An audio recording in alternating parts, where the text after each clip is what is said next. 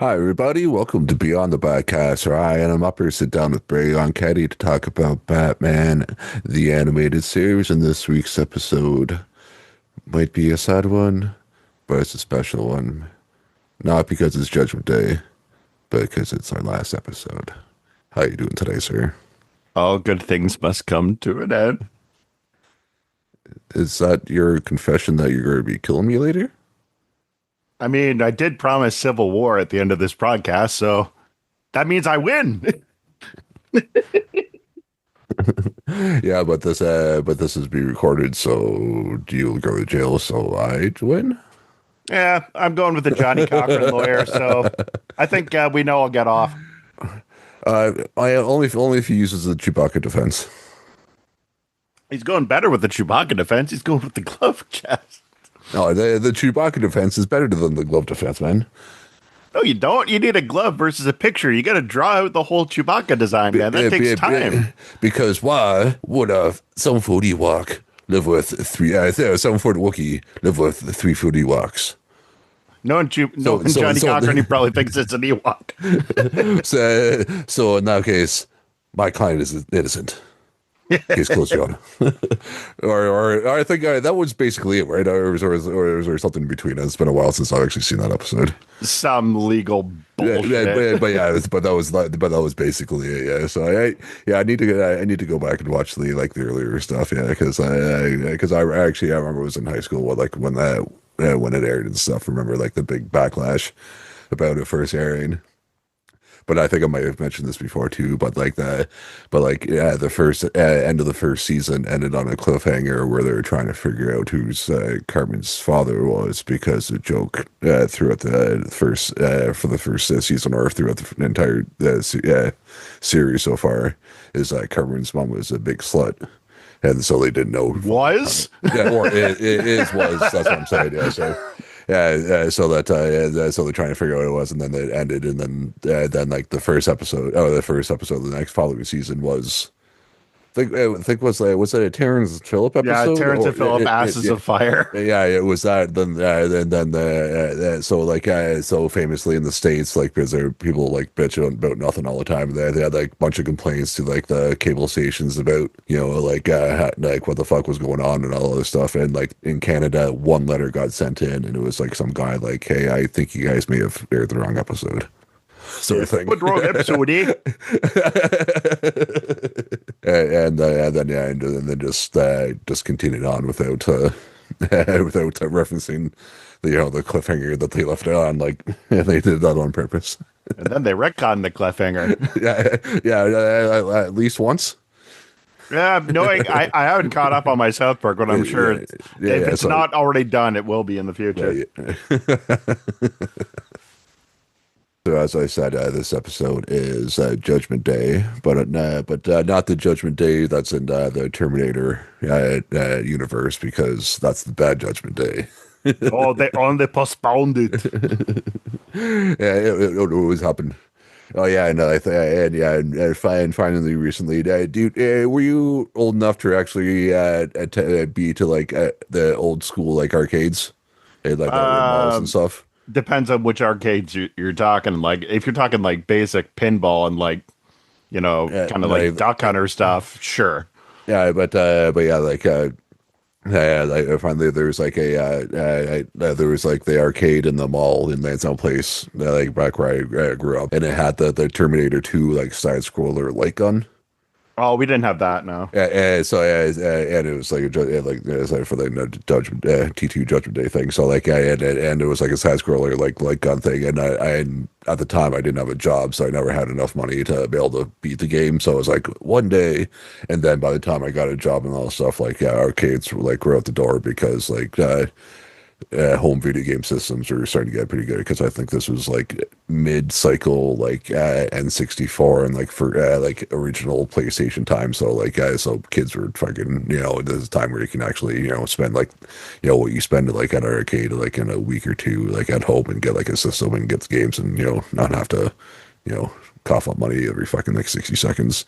So like arcades went out. So I was like, yeah, and finally like there's an arcade that like a free play arcade in Toronto where you pay like $5 at the door, and they have a bunch of arcade things there, and one of them is the old school T2 light gun game. So Nice.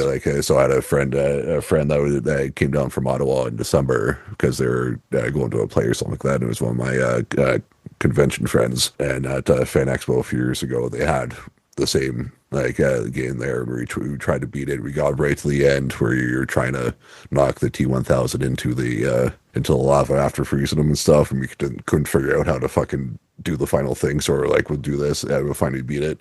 And then we found that place, and at Fan Expo last year, we went after a day, and we couldn't beat it again. And then finally went in December and beat that game finally, because we actually looked up. We had to actually go on the internet and look up how to beat it, and we figured they would drop one rocket launcher. We got to grab that and hit like the special button to fucking knock them in. We weren't seeing that then.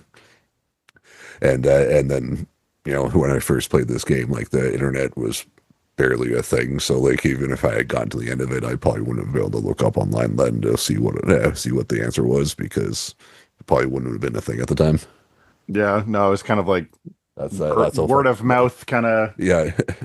Yeah, so that's how fucking old I am, is, how I remember the internet at its like infancy. I remember Pong. And I know that I was starting to get old. Is like, remember like I had an old coworker who was actually younger than my email address. Oh, I remember you telling me that. Yeah. So I thought that was funny. Yeah. So, but I digress. As I said, this is episode is Judgment Day is the 24th episode produced. That is the 22nd episode to air, airing October 31st, 1998. What were you doing October 31st? Hey, don't get ahead of me, mister. This goes, I ask you first, and then you'd be like, maybe you may know something. I'd be like, I was quick on the draw. Yeah, do you remember what you were doing that day? Gee, what was I doing October 31st, 1998? Like, were you at the age where you were still going out for Halloween? You know what? Ironically enough, I think I was the Riddler that year. Oh, nice. Very nice. And because I think I was like 1988, so I was born late 1980, so I was like 17, like almost 18 at this time. So I wasn't going definitely a little too old to be going out. Oh yeah, I probably could have pulled it off, but where I wasn't going out, but being like I actually being on a Saturday, and my friend's father was out of town, so I was actually at a friend's from high school's Halloween party, which was more so my parents out of town, so let's go drink at my place night. Kingston! And because of this, actually, like on the way there, I'm not sure what the statute of limitations is, so hopefully it's over. Is I actually got served at an LCBO in Peterborough at like 17 on the way there. Because I was like, as I said, like I was like, 6 foot when I hit high school, like at like 13 or 14, so I was like 17 at the time, so I was the height I am now, and basically my deep voice. So I was, even though I probably still shouldn't have gotten served, I somehow did. Yeah, the rule is we don't card you if you're taller than the cashier, or have a deeper voice than the person. Yeah, so so I got like I think it was like I think it was Mickey of vodka, like a Smirnoff even. So it was even like bad, very, very bad booze at that even. So you're supporting the Russians in the Cold War? No, I'm not that fucking old. The Cold War. 1998. I don't think the Berlin Wall had fallen yet. Dude, that was like in 1985, man. Was it? Or like or at least whenever Ronald Reagan was in power. So they was. Yes, that's what we wanted you to believe. We never stopped. 85, 87. Oh, I'm not. Yeah, it was in the 80s at least. So, but I might be wrong with it, but I'm not going to look it up because I don't fucking care. When did the Berlin Wall fall? So it was, and this episode was written by Rich Fogel and Alan Burnett, and directed by Kurt Gaeta. It was 85. 89. 89. Okay. So that was thinking. So that was like, as I was saying, I'm like, but at least that's a bit later than I was thinking. Yeah. But so. Yep. So I actually don't have a lot of production notes for this episode. I mean, most of the stuff I read was like, "This is the last appearance of this guy," and I'm like, Uh, "Yeah," because it's the final episode of BTOS. Of course it is. well, I said last produced, but as I said, I think it was like there was two more to air after this one. Fair, yeah, So, but yeah, but still, yeah, but basically as it was wrapping up, yeah, it was of course it was be this and that and everything, yeah. And was Killer did Killer Croc show up in an episode of the new Batman Adventures or I can't he remember. showed up in that episode with Baby Doll. Remember when we wanted our ears to fall off because they Oh were yeah, bleeding from her voice? that's right. Okay, yeah, because I was gonna say I couldn't remember because it's either I don't like this Killer Croc design or I still don't like this Killer Croc design because I couldn't remember. So so that's probably why I put that episode out of my mind because it was so fucking annoying Yeah. and didn't remember. But I was like, I feel I might have. You just wanted him to get one last rock line in there. It was a big rock. Hey, he is trying to sell Penguin a rock. Hey, do you think I'm stupid with dealing with me with all those other times and I prove that I'm stupid? Do you really want me to answer that question? What question? Yeah, Killer Croc is trying to fence this like stolen diamond to the Penguin, and he's got this like kind of backroom meeting with him, and he's as my dear fellow, I contacted all my usual sources, but I'm afraid that this is just not a seller's market. And Killer Croc's like, what does that mean? And he pulls out a briefcase of cash. He's like, 50,000 for the diamond, not a penny more. And Killer Croc's like, that's robbery, and smashes the table. I'm like, bro, I'm pretty sure you robbed the diamond to get it in the first place. That's not the point. I do the robbing. Not you, Robin. The robbing. Yeah. And he's like, that rock is worth 10 times more than what you're offering. And he's like, don't forget, I have a legitimate businessman. I have my expenses too. Taxes, overhead, labor. Taxes on what? If you're black market, the point is you don't pay taxes. It's the fucking Killer Croc overtax. Like, come on. Like, and that varies on that. It's a variable percentage, and today because I it's have to wash the shit off the diamond tax. Yeah, the Killer Croc stank off it. Because how do you think he gets these diamonds out of wherever he stole them from? Because you don't want to think about it. I had to crawl through Sewer King territory. Stay out of my territory, bitch. No, I was more insinuating the diamonds that were crawling through that his territory, or on the way to his territory. That is. You ever see that Breaking Bad scene where like Walter's like going through a hardware store picking stuff up and then realizes there's a guy who's like clearly doing crystal meth dealing? Oh yeah. Yeah. He's getting all the stuff to do it, and he's like, dude. First, he gives him advice, and he's like, "You don't do that. Use that." And then he goes up, and he's like, "Wait a second. And then goes up, "Stay out of my territory." Yeah, I love that. Yeah, I might have to rewatch that, but if I do, I might like because I watched like the first season of or most of the first season of Better Call Saul, but didn't finish it, so I might just do like a run through and just do like all the way go all the way through, but I don't want to keep on adding to like my list of stuff I need to watch. yeah. I am the one who watches.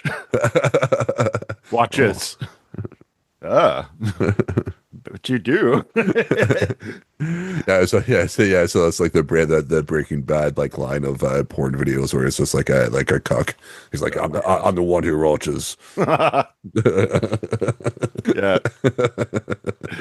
So yeah, all of a sudden in the middle of this meeting, they hear a voice say, and they call me Two-Faced when he hears the crappy deal that Penguin's going to give Killer Croc.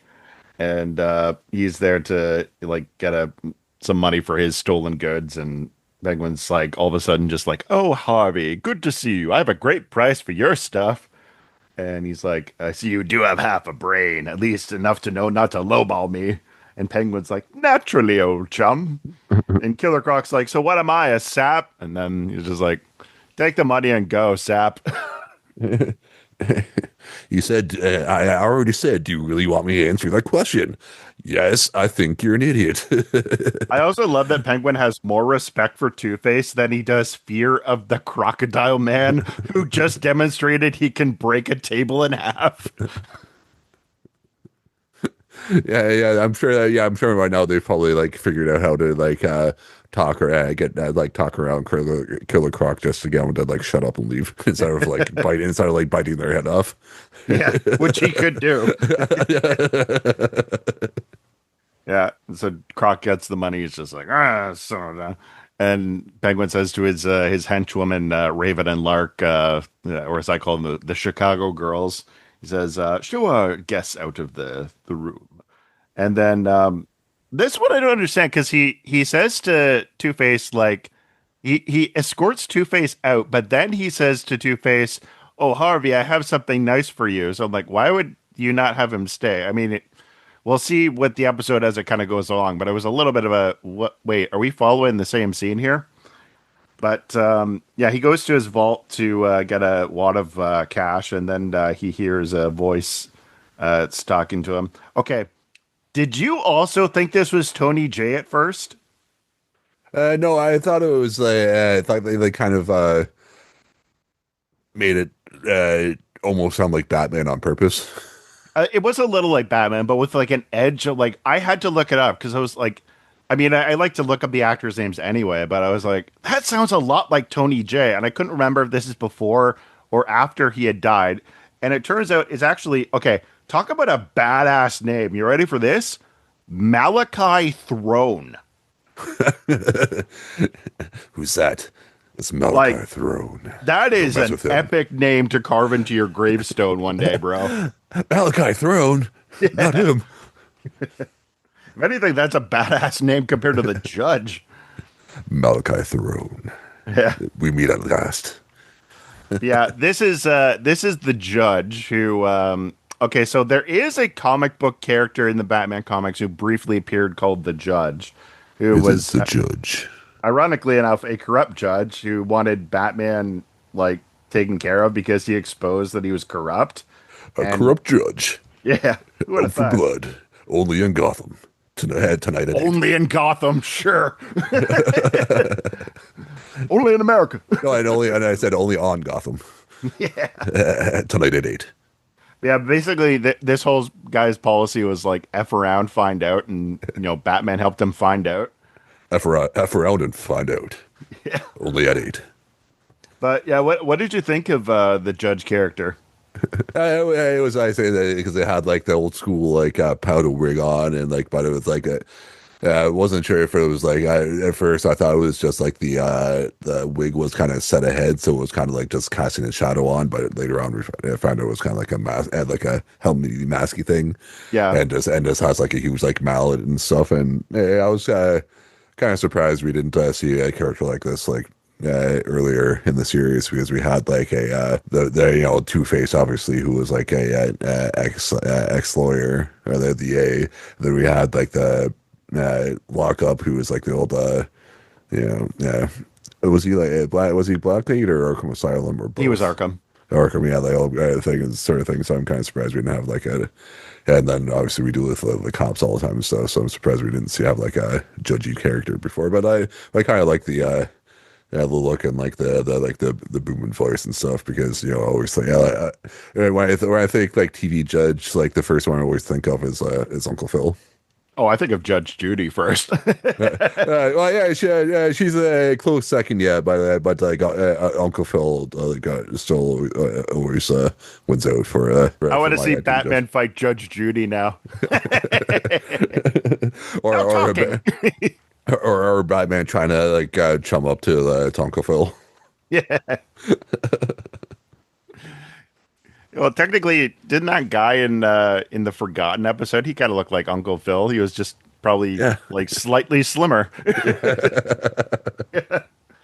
But I like when they're doing like the outro credits of like Family Matters. They kind of doing a thing, and then they actually had like I saw that. One of the kids come up and yeah, two kids come in and he's like, oh, you're right. He does, or he's either you do, or he does, or he doesn't look like the guy from Fresh Prince. And he's like the fucking, and then Uncle Phil like just walks in, and then you just see the original Val Johnson just kind of like clock it, and he's like, what the? Oh yeah, You dare speak that way of the Shredder? Yeah. Oh, it's so good. Yeah, but again, to show my age, I actually remember like seeing that like on TV, like when it was airing. yeah, that was a good laugh out of it. It was pretty good. Yeah, I still get a good laugh at that. Yeah, but sorry, go ahead. I cut you off. I apologize. No, it's all good. The judge, like, you had mentioned lockup a minute ago, and in a minute or two, I'll kind of touch back on that. But like, there is something to this character. I just feel like because they had this like kind of ghostly kind of. He looks like a ring wraith with a powdered wig on, which at first I'm like, this is kind of badass, and then when I pictured that, it just made me laugh. But Frodo. Shia Baggins. I know, and it's funny. It's funny you mentioned that, yeah, because I just spent like 12 hours at the theater down the road like the last like 3 days because because like this year was like the 25th anniversary of what I guess the last one to come out or whatever that was able saw. Bro, who are you talking to? I already know this. Yeah, I saw like, the three Lord of the Rings at Cineplex, yeah. And I was happy for you to say like for Return of the King yesterday. I didn't fall asleep in the theater because I'm old and I also like I went there straight from work, so I was like up since like 5 o'clock that morning. Those seats inhale you, man. Like they are like heaven on the leather. Yeah, but thankfully though, I think at that location, I think within the last like year or so, they've like actually replaced them, and they're actually like new seats, so they're actually like as comfortable again. Because like a couple years ago, I saw a couple of movies at the Galaxy Cinemas in Peterborough, and I swear they're those same fucking seats that were there when that place went in like 2002 or three or whatever that place went in. Yeah. Well, I think it was Peterborough on a regular basis. Well, yeah, because of my living situation, I was like living on my friend's couch for a bit and stuff. So like on my days off, I'd go to Peterborough, I'd go to that one instead of going to Toronto and stuff. And I was like sitting in those seats. I'm like, because I remember when that theater went in. I think it was 2001 when that theater went in. Because I think I saw the first like Spider-Man and.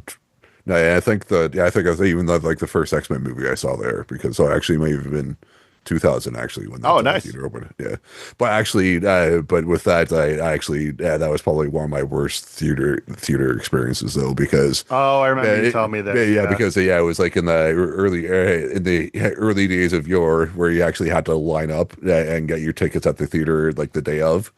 And I got there like a little bit late, and then like I actually had like the row that's like in the front, for like there was like a 3 row in the front, and I was like right on the right hand side in the third row of that. So I actually had to like move my head to watch shit that was going on, and so like that's yeah. So yeah, I even have like the thought now to get to the theater like super early, and I gotta like squash that down because of that fucking situation.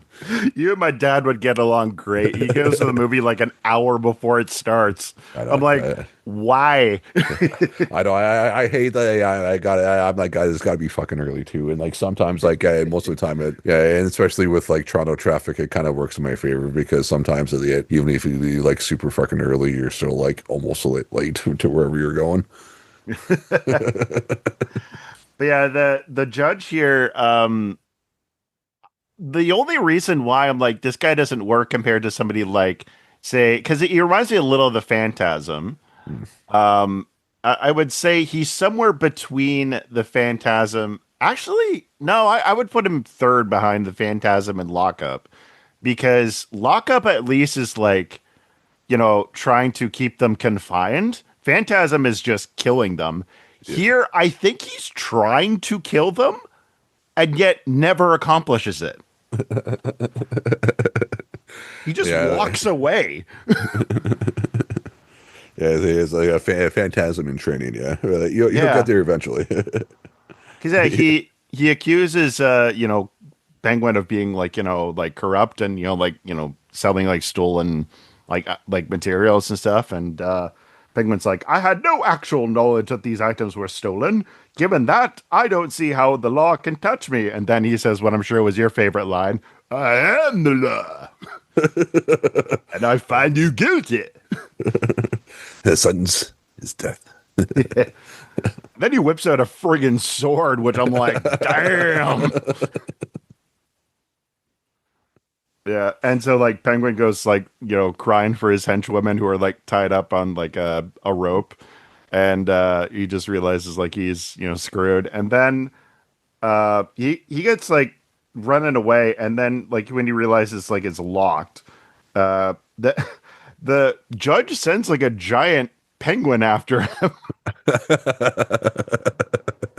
which I'm like, wouldn't Penguin of all people be able to escape his own gimmick? Depending on how much of the penguin gimmick he's picking up, he just like try and waddle away, and he couldn't. Do it in time. But I was just saying, but I was just wondering, like, how was he able to get like the it on the like it was like on like wheels on a track or something, or Yeah, just on something like that. wheels? Right, so I was like, what the fuck? Yeah, just wheels and like, okay, and like goes right into the wall. So then like goes through the wall. So I was like, holy shit, he's fucking yeah, trying to kill a penguin. Yeah, but Yeah. and so somehow they yeah the penguin actually like survived. I think the next scene is Two-Face at his like place or hideout, either apartment or hideout wherever it was, and he's like sees that on the TV that like the penguin is like in the hospital, and he's like had like serious injuries but like somehow survived, blah blah blah. Yep. And then, yeah, like the Gotham Insider is reporting on this and saying like there was an attack on the Penguin who's in critical Yeah, condition. Because yeah, like that's the actually judge just walks off. He's just like, good enough. He's lying there. I'm like, did you check for a pulse? well, to be honest, if I was in this situation, I would assume that like the giant penguin would have squished the smaller penguin. Until you watch the news and realize, shit. I was like, yeah, motherfucker. I probably had the same reaction of Two-Face, where he's like, or later on, where he fucking shoots the TV. But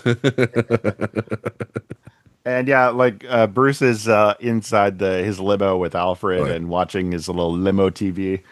And I love Alfred saying, "Is that an associate of yours? This individual's And Bruce just gives him the death stare. He's like, "I'll just shut my ass up then." Yeah. Then all of a sudden, like the TV fizzles out, and Crucial Taunt goes on his TV, and like, because I don't know, as you were saying that, that just like popped in my head somehow, because that was like the only other time where I like remember like a TV being in the back of a limo. Yeah. His next step is Chicago on his way to And Detroit. you know, And just for the record, folks, yes, I did do the hand movements there. that really a security guard has like really really knowledgeable for some reason. I miss Chris Farley. Oh yeah, taken far too soon, man. Yeah, I know because just because of him, there was a time I wish I did live in a van down by the river. I feel great, man. I feel great. I hate my father. I hate my life. I'm gonna go pick a fight. He seems pretty good. Way better. Oh yeah. I love you, Dad, for the record. Not that my dad's listening to this. Yeah, he was a big Chris Farley fan as well, I assume, or Wayne's World at I think least. he's the standard SNL guy. Yeah. Okay.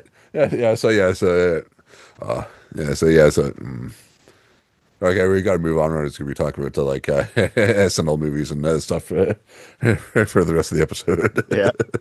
Yeah. So Killer Croc is watching the news that like Penguin got, basically, wrecked while he, after he left the meeting. Is like, sucks to suck, brother.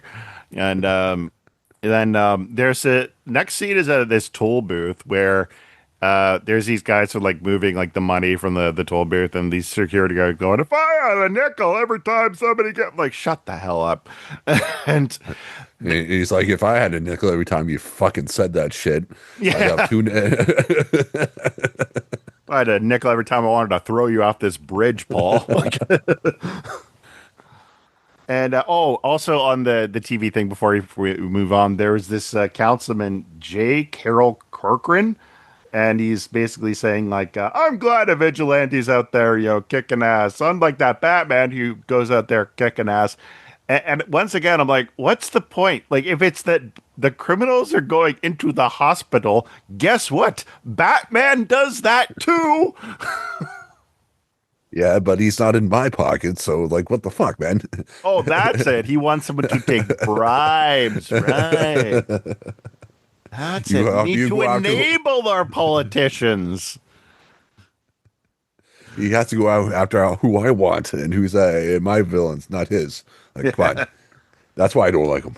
I mean, that's why no vigilantes.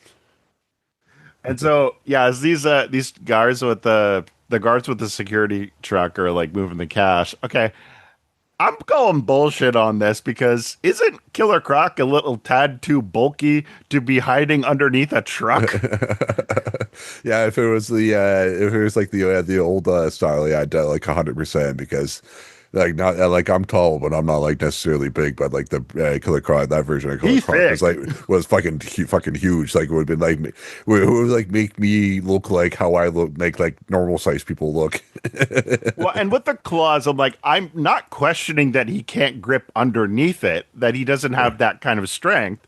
I think he could do that. I'm just saying, with his Yeah, size, I'm yeah, expecting him to yeah. go, ow, ow, ow, ow, ow, ow, Yeah, ow. yeah, just like you were seeing like a like a ground in like line behind the truck just from him like dragging him behind and his like scales are like digging into the ground or whatever sort of thing Yeah. because how fucking big he is. Yeah, And then he like claws his way through the bottom of the truck, which I'm like, that's cool. I'm like, I could buy that. And it was kind of badass. And yeah, he like, the guards are like, ah, shit, a crocodile, man. yeah, yeah. Fair is a fair response because even if you live in a world that you are aware of Killer Croc, like chances are you're not expecting him to be like Coming clawing out the his way, floor. yeah, clawing his way through the fucking floor of your like moving like uh moving truck down the highway or get down across like the bridge of like the Gotham Harbor or whatever the fuck. Yeah. And as the truck's going over the bridge, he's like, yeah, throws the guys off the side of the truck. And just when he's like celebrating, that's all of a sudden when like the judge is on top of the van and starts smashing it. And I love how like they show the robes are like clearly like underneath his feet. So I'm like, I'm expecting this dude to like trip as he's on top of the van as he's smashing the hammer. Yeah, and I like how this is like a armored truck that's transporting like probably like a lot of money. So I'm guessing the glass at the front of like is like the windshield is like bulletproof to some Yeah, extent. But not it's hammer proof. yeah, I was gonna say it's because this is the world that Harley Quinn is in. Yeah. They're well aware, especially if you produce like armored trucks and that you're aware, and in Gotham City, if you're not aware of Harley Quinn, you're bad at your job. And I'm not to buy. I'm not buying like anything to protect my shit if you don't know who that is. Yeah, Gotham taxes, Adam. What do you think those money goes towards? Infrastructure? well, that's the thing. They said like you got to make this shit like the basic Villain proof. superhero, the basic super villain proof, yeah, and that includes Harley Quinn and her mouth. Yeah. Yeah, the Joker like robs a place like once a week. Like you'd think they'd learn by now. Yeah. Once a week for the last like 7 to 10 years. Oh man, don't hear man. He was supposed to fucking rob us tomorrow, man. Like what the fuck? This is a normal truck. Yeah, we have this special truck for him tomorrow. Like what the fuck? We had an understanding with the sociopathic clown. If they can't keep their word, who will? What kind of a society is this? Are we just animals? Yeah, if we can't trust supervillains at this point, like then what is the point? Supposed to trust Batman? Like the guy, like the dude has a mask. He only shows us part of his face. Like, come on. Yeah, but the good half, am I right? Look at that jawline. Uh, Wiggle, wiggle, wiggle, wiggle, wiggle. actually, I was thinking of like a weird mask that was like nose down and like covered like the bottom part of your jaw, and then like covered your ears, but like had your like hair Oh, and like like. Winter Soldier style? That's what he But had, more or also, less. but also was like a cap that also had like a cap that covered your hair as well, Oh, I guess. and the ears. Yeah. So, but yeah, I was like, I forgot it. I was like, well, I was like, how? Because it's been a while. Even though like that's probably one of my favorite MCU movies. Has been a while since I've seen that movie. So I was like, how the fuck do you look in the first one again? Because I know it was different from like the every other time. So I was like, oh yeah. So yeah, as Killer Croc is like trying to get like rid of the judge, who's like smacking him on the windshield. I love how he like throws him off, and you just see the judge go flying. Like he goes ah. Yeah, this movie where they're like, oh, it's like in the Pirates, so like, he's like, first time.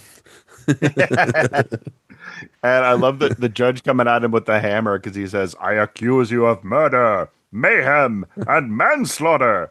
Well, like trying to hit him with the hammer, I'm like, Even while I try to pull a Gallagher on your head, thunk. he is pulling a Gallagher. That's I'm what Gallagher crazier with the 3. watermelons. Just picturing him practicing with an assortment of fruit. Oh, that's good. And I love the judge saying, "You can't escape justice." And Killer Croc says, "Watch me." And then he starts climbing up the cables of the bridge. Yeah, like at this point, like they're like a bridge over the water, and he's like gets to like the edge of the bridge, and it's Killer Croc. Were you expecting him to A, jump in the water, or B, climb up the fucking the wires? Because We have established he's not the sharpest rock in the quarry. but I'm guessing like you're probably thinking what I was thinking, and he's going to jump in the water. Oh, But no, 100%. Yeah. yeah, but no, he's like do the fucking weirder thing, because the thing that crocodiles are famously known not to do is fucking climb fucking wire, and then he's like climbing up the like the wire like the bridge, and like goes up to the top. Then all of a sudden the fucking judge is like up there somehow. It does like is the judge like the secretly also the fucking Rocketeer? Yeah. He's like Mr. Olympian. Yeah. And then this was what, I mean, any of you 90s fans will know this, or maybe it's the 80s. Any of you Gen Xers or comic book fans will know this. When the judge pulls a Gwen Stacy. Oh, yeah, I know. Yeah, I was thinking that too. Yeah, I think that this is when like Batman like shows up. Like, I think he's like as this is going on, Yeah. you see that he's like has the binoculars, and then like sees like shit's like starting to really go down, and he shows up, and like does he knock him down, or knock him off, or does the judge knock him off? The judge knocks him off, and then Batman like saves Croc by like lassoing him with the bat cable. Then it's like you say like Batman should have learned from Spider-Man, and like you gotta lasso him sooner, because you can't stop him that fucking soon. Yeah.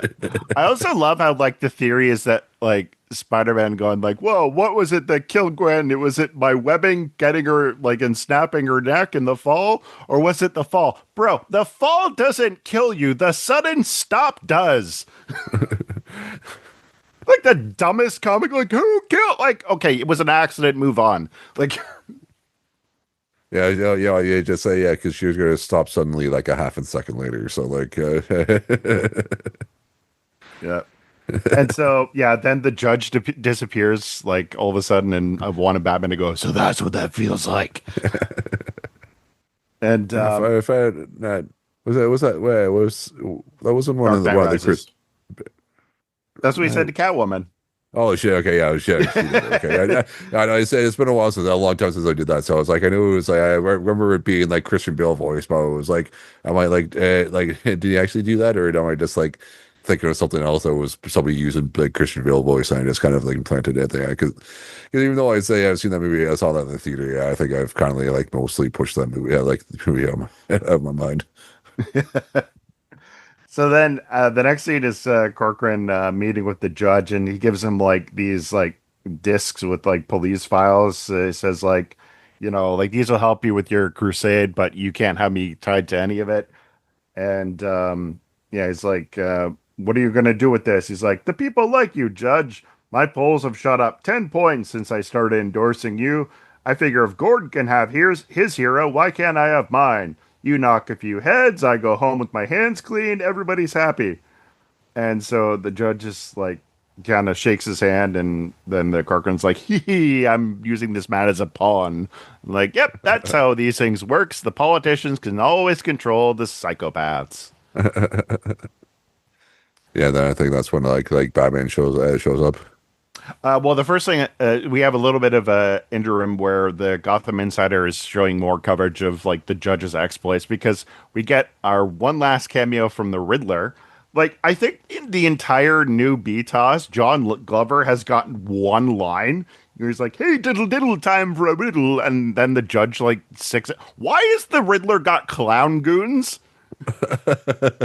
Like, was this a rental thing? Like, is this how the Joker's getting second income? He's renting out his thugs? Well, imagine like with how everything goes. I'm sure it's just like a rotating cast of like that.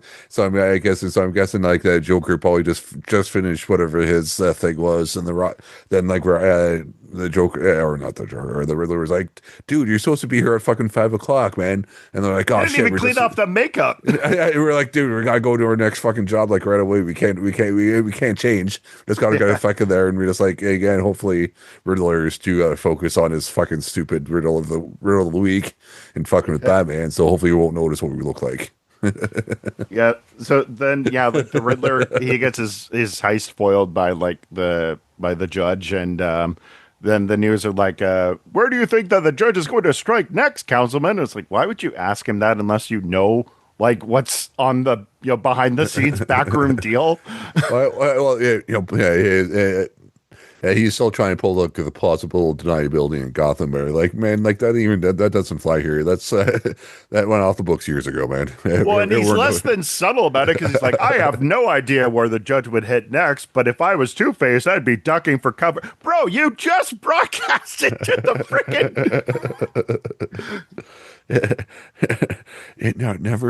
Never say it when shit's recording, man.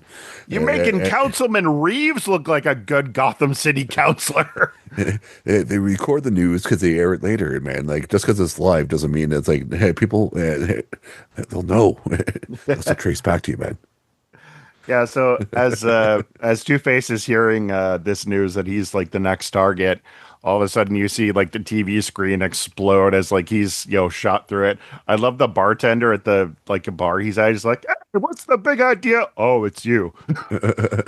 But though even with that though, like even if it is Gotham, and like if you had like if Two-Face was in your bar, would you forget that he was there to the extent of like, hey, somebody shot at my TV, and I'm like, hey, it's somebody that's not Two-Face.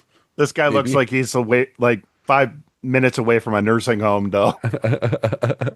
Looks like Wilford Brimley. The Beatus has got him again. Or maybe he's just like one of the good Gotham like bartenders. He's like just like knows people. Somebody's there, and he's like, yeah, I see shit. So like, as long as keep everything mostly clean and pay your tab, I don't fucking care, man. Just like, just drinking booze and get the fuck out and like don't make a mess. Hopefully. Yeah. Or make as least amount of mess as possible. And then and hopefully don't smell. Yeah. Then Two-Face is like, we got to figure out what to do next, boys. So he and his thugs are walking away. And in the background, for one reason or another, is Bruce Wayne in disguise. He looks like the sea captain from The Simpsons. Arr. I be Maelstrom Malone. This chair be high, says I.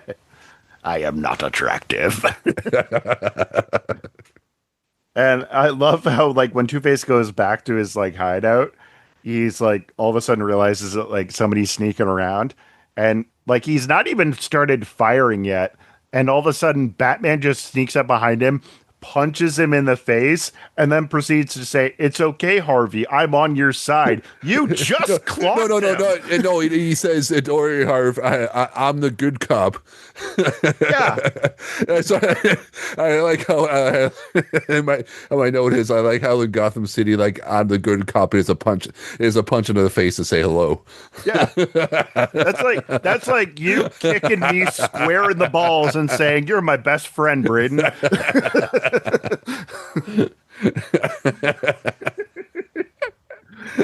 I just like that interaction, like, punch in the face. Don't worry, I'm the good cop.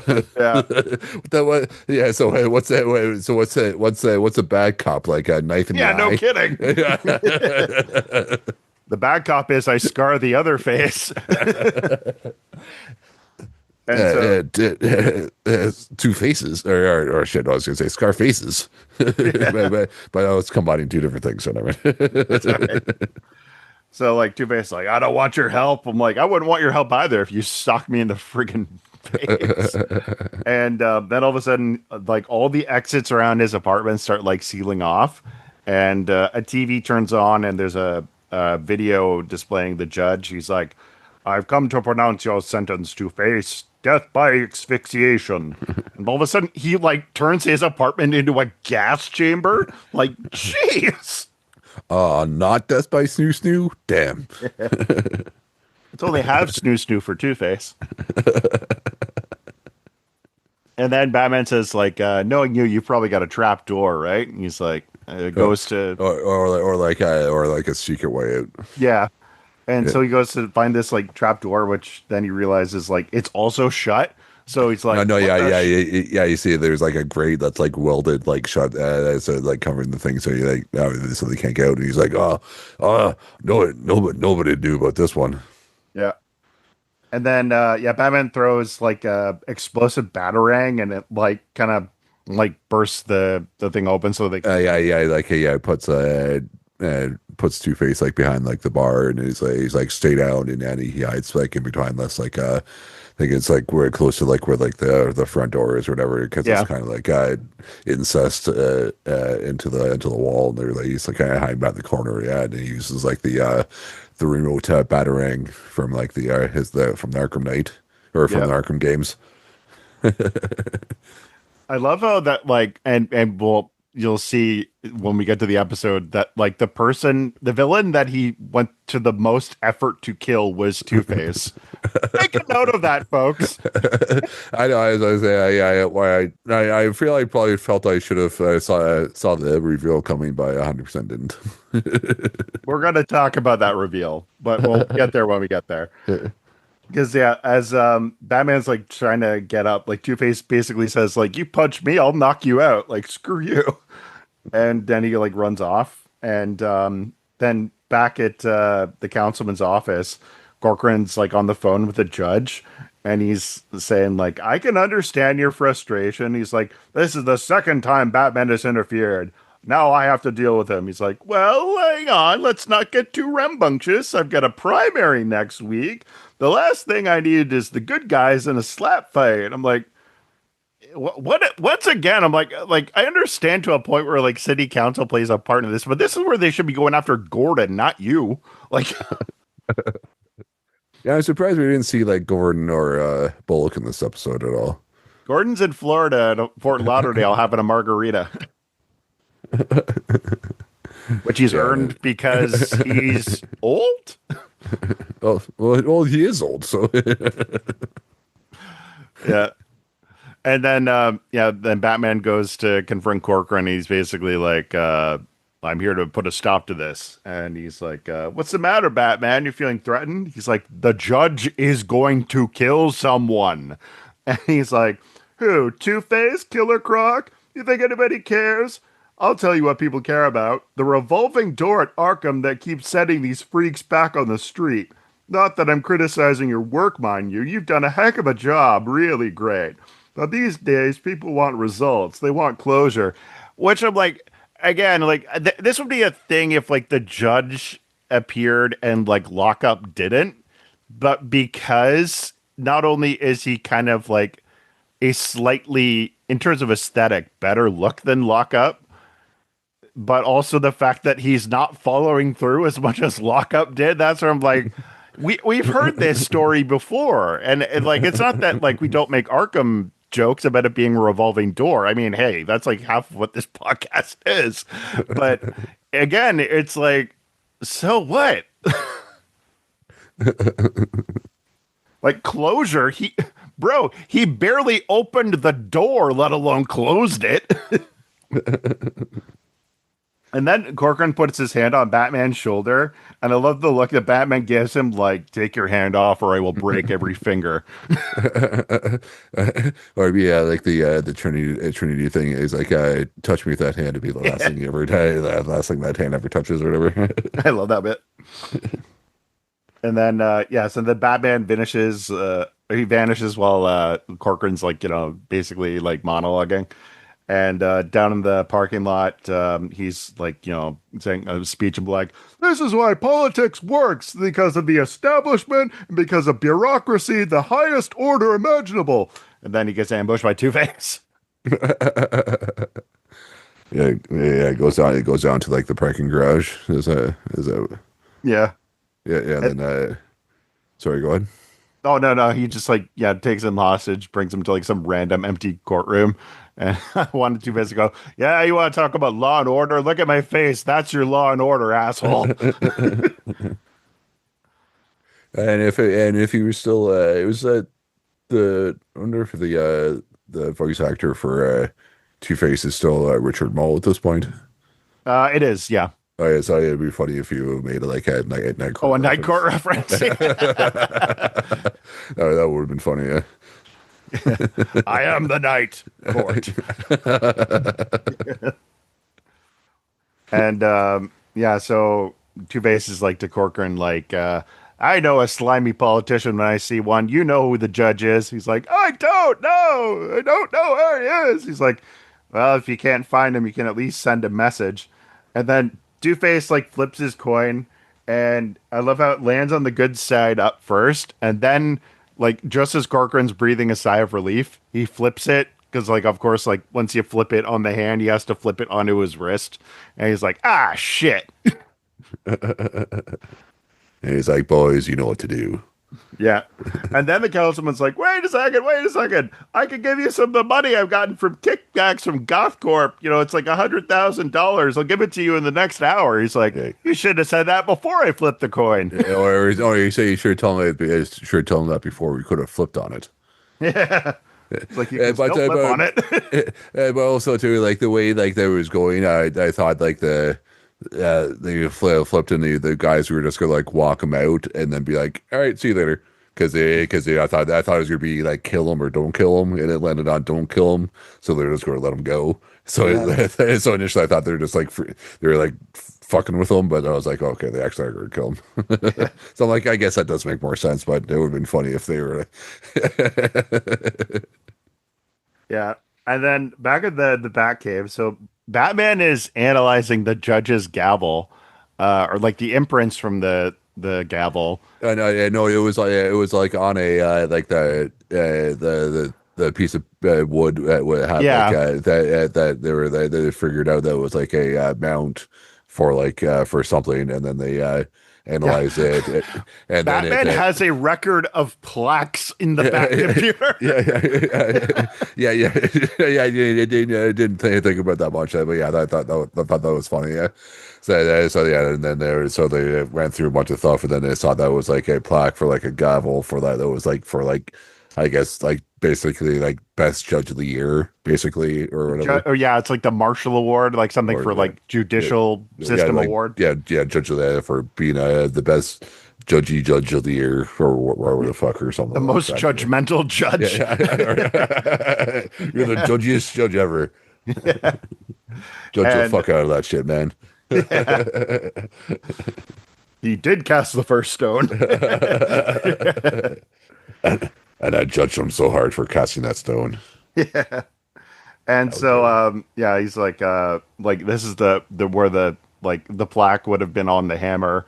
So yeah, he's basically saying like the hammer is actually like a trophy, and like the plaque is for the trophy.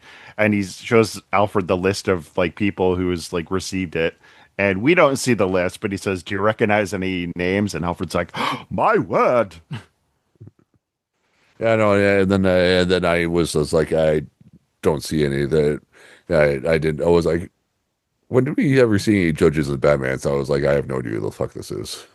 Yeah. Well, even when like they start to point in the direction, I'm like, bullshit. But we'll get to that when we get to that. Because yeah, Corcoran is he's brought back to like the courthouse, and there's this gigantic statue of Lady Justice. Like this thing is like a miniature Statue of Liberty. And like the thugs are about to kill him, and he's offering them like the money that like he offered Two Face, and they're saying, yeah, but then we piss off Two Face, which puts our lives in the odds of 50-50. So no. And then I would have loved to have seen more of this in the episode. They have the judge appears and throws these magnetic cuffs on them. They they have these like they look like the Wonder Woman bracelets that they shackle together with like electricity, and these thugs look like they're caught in a Chinese finger trap. Yeah.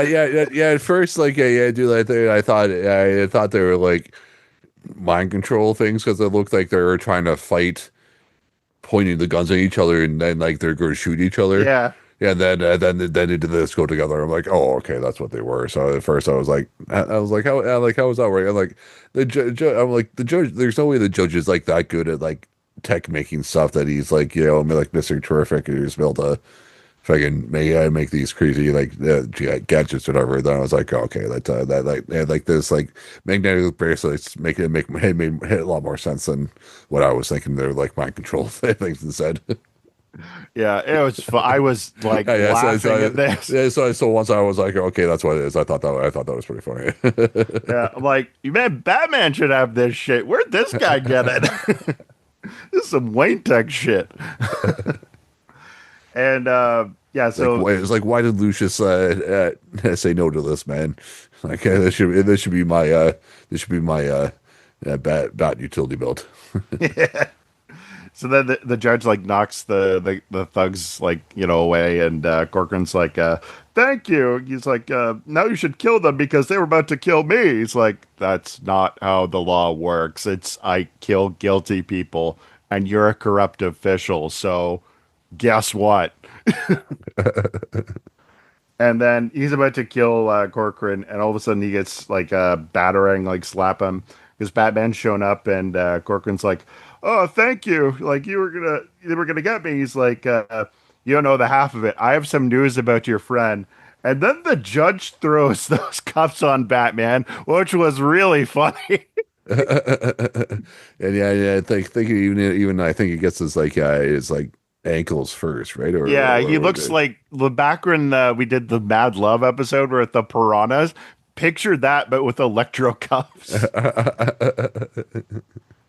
And yeah, that then there's this really good fight scene with them, like fighting amidst like the around the Statue of Justice, and yeah, then Batman manages to like use the grapple gun to like hurl himself up, which I'm like.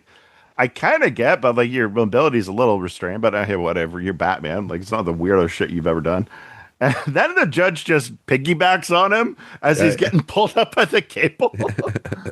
And yeah, through this whole thing, I was like, I'm fairly certain the judge didn't think about this. Yeah, so if Batman just like kicks him in the face and he lets go, he's gonna fucking and like paralyzes himself. He's gonna land on the ground and like snap his fucking spine. Well, he like hits the scale on his way down. It's like, like during the fight, they fucking ends up like landing on like the lady, the Justice's blind lady or whatever, and then like that, then Batman kicks him off and almost does that, and then like lands on the scale and then goes down. And I'm like, yeah, that like that's not as bad as what I was initially thinking, but that still should have fucking at least like broken a lot of things. He looked like Johnny Storm in Deadpool and Wolverine after Pyro took the fire away. The only difference was he didn't hit his crotch on the way down. Oh, not Johnny. He's about to say it. Flame on. What the shit? We don't know that guy. That we did. So yeah, now that the judge is taken care of, Batman goes down to like get back to ground level. He takes the keys that are ironically enough wrapped around the judge's wrist, which I thought was really cute, and use it to unlock the cuffs. And Corcoran's just like worried about like the fact that he advertised he has a slush fund. He's like, Batman, you have to help me. I'm like, yeah, that's what Batman's here, bro, to protect corrupt politicians. Yeah, don't you know your constituents? And Yeah, then yeah, about that 100 grand. Do you want half of it? And everybody's like, dude, like, hey, you're probably like the worst person in fucking Gotham City right now. Like, there's like the one person that doesn't need the money, it's him. like you give it to charity and we'll talk. And when I say we'll talk, I mean I will beat the shit out of you. These fists do the talking. Yeah, there you go. And then Batman says like your case is worse than you think. And then he takes the mask off the judge. And it's Two-Face. Yeah. I definitely didn't expect it to be Two-Face. I didn't see that coming at all. Yeah, this okay, so I guess we can skip us slightly ahead because like we might as well get into the exposition here when Batman's talking to Alfred and he basically says like you don't understand, Alfred. Two-Face has a third personality, and that's where I go, what? You can't just pull a third personality out of your ass. Like Robot Chicken did this shit, dude. Is this not Split? Or that movie Identity. There's like several of them, whatever. Yeah, but even that had grounds. This is Yeah, just like, no, I know what I was gonna say. That was fucking stupid. Yeah, that was not a great oh, movie. I love that movie, dude. No, that at least had like grounds to work with because of like the Yeah. start with this is just like what if he had a third personality like that was never documented by Arkham staff? Well, if they're too focused on the one. Yeah, they didn't see the third one pop up. Yeah. One of my personalities really likes red socks for some reason. Yeah, so but then as he's like basically leaving the crime scene with Corcoran, I love how he throws like the mask and the wig in front of Corcoran just as the cops are coming in. For a split second there, I thought Batman was framing him. Yeah. Which I'm like, that's one thing we have not seen Batman do in this show yet is like frame somebody who's already guilty of something else. Which I'm like, would Batman do that? I'm like, if he was between a rock and a hard place, maybe. But Oh yeah. But then the first second it kind of looks like he could have if he didn't have like the two people at the Coldplay reaction when the cops showed up. They could have, yeah, they could have gotten away with be like, hey, I found out who the fucking judge was, and I'm the good guy, so I'm definitely not part of the problem. yeah. But yeah, you just gotta manage the face and have it work for you. Just like show no reaction, so it doesn't show a bad reaction. And don't cheat on your wife. Also, I was gonna say what? I'm not married, so like I can't really say don't cheat on your wife. But no, yes, people don't cheat on your wife. But if you are. If you see your on a screen that's not broadcasting to like people's houses already, don't react because then people won't know you're doing something bad. Yeah, the whole thing of like act like you're supposed to be there, also acts in that reaction. So like nobody would have thought otherwise, and then you're because obviously all the coworkers fucking knew there are already workers saying anything, so. Yeah. Oh, but are they laughing at it now? Oh yeah, 100%. We're like, they can all be like, oh, we didn't know, but did you see the best part that apparently she worked for HR? So it's like, imagine getting called into HR, like especially by that lady for any future occurrence. It's like you're human resources and you're doing this shit. What do you have to point the finger at me for? No, it'd be funny or she like had to like call herself in and like do like both sides of the thing and like ask herself questions and just like why like ask a question like walk over and have to answer it in this, but it had to be like impartial. Yeah. Even though yes, people, I know that's not how that would work, but that'd be funny if she like had to like ask herself those questions and this like was like walking back and forth. Like the old Pixar man with the chessboard. Yeah, yeah, yeah. uh, so then Batman back in the Batcave is talking to Alfred, who of course is like, but how is Two-Face the judge? And he's like, it was a third personality that even he didn't know about, which I'm like, that is the one strand of logic that I can go for, that the guy didn't know he had a third personality. Somebody else would have. But then he's like, well, that's why the thing when the secret passage was graded up because only he knew about it and because his name was on the recipient. So that's how I knew. And Alfred's like, what does this mean for Mr. Dent then for the future? And Batman's just like, I don't know, but I guess we'll have to keep an eye out for this judge character. And then the episode ends with Harvey in a straitjacket just going, guilty, guilty, guilty. And for the record, folks, in the DCAU, we will never make mention of this again. Under penalty of torture. Yeah, the penalty of no snoo snoo. So, what would you give this episode out of five? Not two faces, but really are two faces.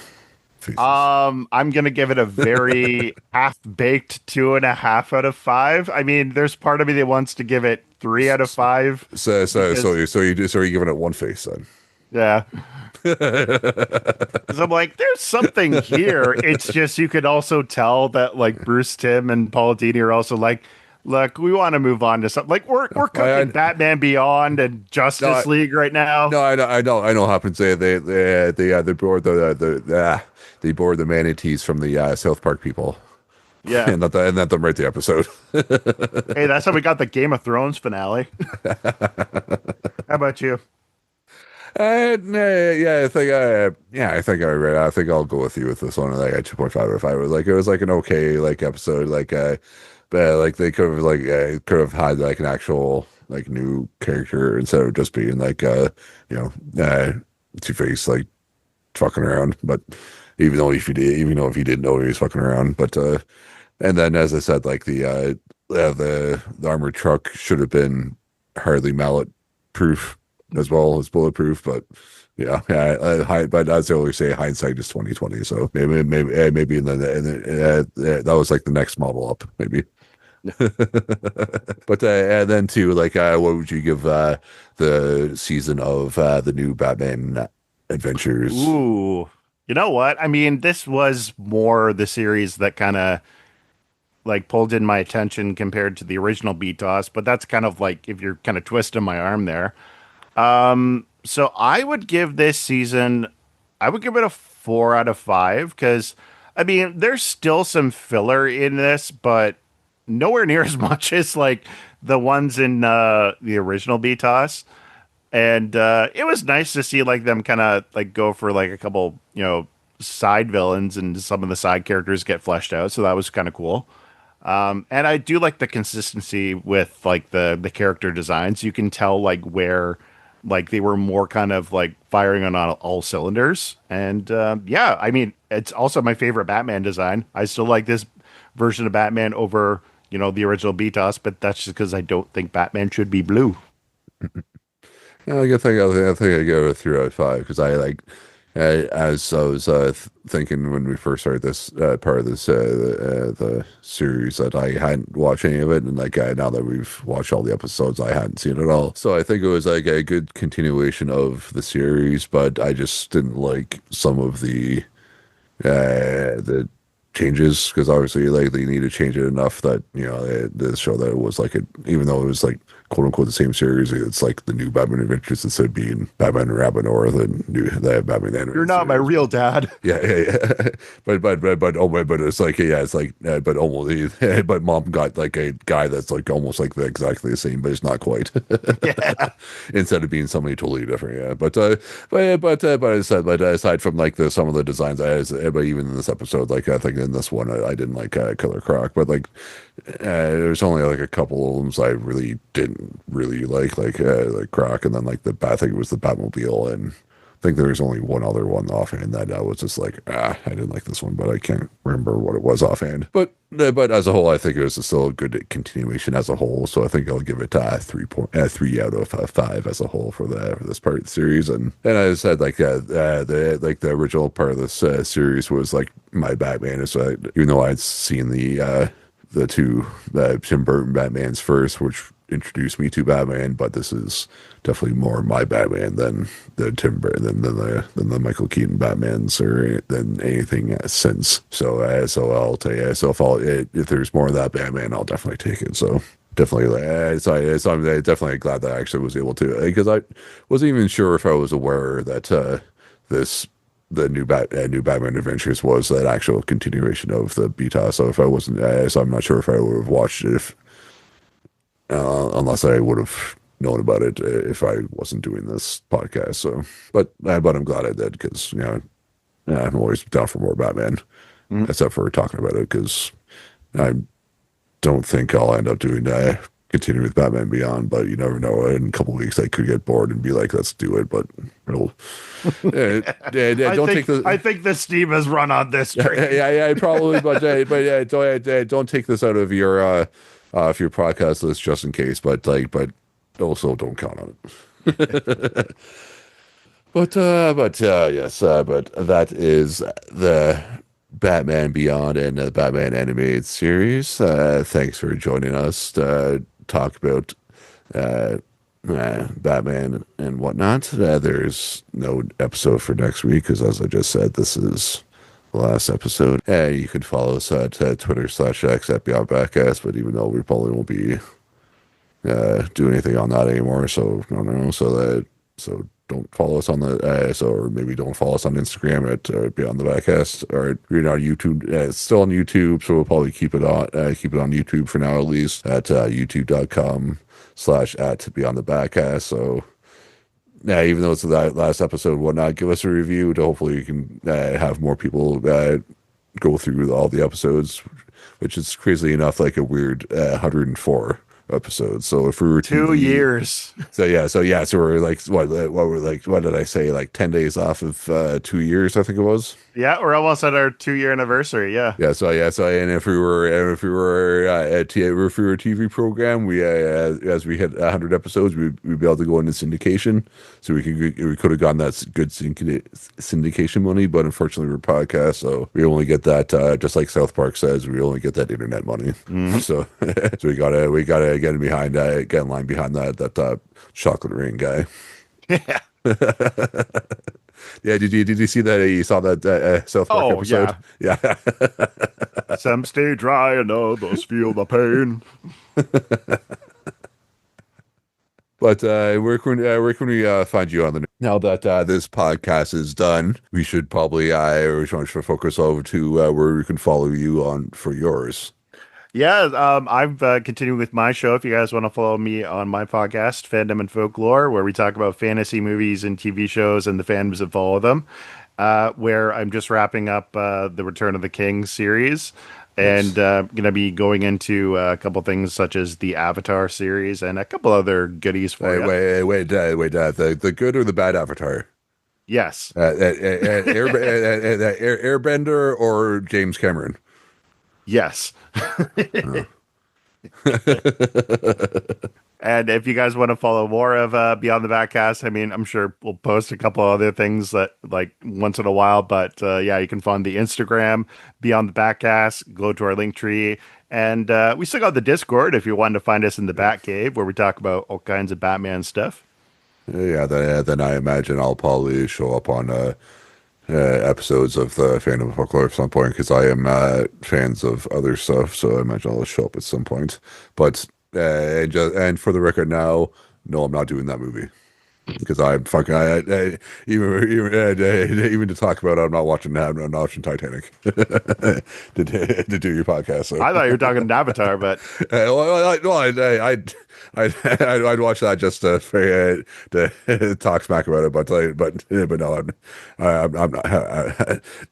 I like you and all, but I won't watch Titanic for you. I don't even think I'd watch Titanic for Sarah if she asked me. I don't think so. okay. Even though I'm fairly sure she, I even though like I think since we've started like making fun of this, I think I brought it up, and I'm fairly certain she leans on my end than your end I think she's more fuck that movie than hey, let's watch that movie. So Adam, I already brought Titanic to you. It was in the lockup episode. The boat came to you. So I was saying like now that I actually have like a long term girlfriend, like I feel I might eventually get roped into watching that movie for nostalgia's sake. But like I brought it up, and I don't think I'll be doing that. So I'm still safe. And where can we find you on the Instagram? You can find me on the internet at Stump Chunkman on the Instagrams. That's where I'll be. Now once Tracy starts her podcast back up because she's had been on hiatus, so I'm sure I'll probably be on probably a couple more episodes of Off My Shelf at some point. And as I said, like we probably be on yours for future stuff. I know we have Beastmaster 2 coming up at not that I'm saying like trying to push it like that'll be up at some point, and then sure there'd be other movies, I'm sure figure something out. And I said like trying to get just because it's actually not because for a bit, because it actually is a good movie. Try to get you to do Empire Workers for Rex Manning Day one of these years, because that would be a good thing. Because I think if people are looking up Rex Manning Day, you probably get some hints just for that. And plus, it's a good nostalgia movie for I think it's definitely like a cult classic. I think because I think it was one of the movies that probably didn't really blow up at the theater, but has like a nice following because So is our next podcast on Empire Records? Because you gotta celebrate Rex Manning Day. Yes.